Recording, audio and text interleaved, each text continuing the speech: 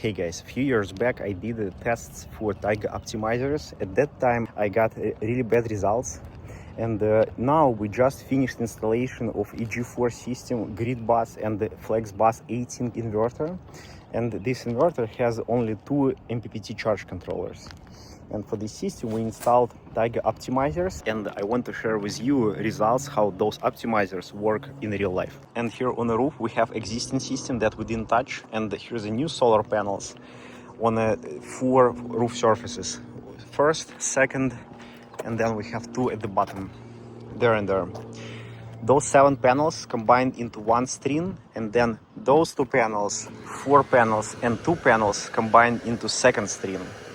And as you can see, these panels shaded, 3 of these panels, and 1 of the panels shaded by the tree. And those 6 panels and 2 panels on the back combined into one string. So we have 3 different roof surfaces, and let me show you how this string performs in a Tigo application. And here's the Tigo portal. If we go into system view, we can see detailed production per panel.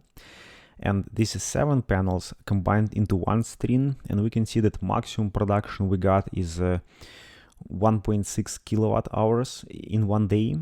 And if we compare this to other panels, like for example right here, those panels unshaded, we are getting 1.5 kilowatt hours. So we are getting really minimal difference between panels on a 1 roof slope versus 3 roof slopes.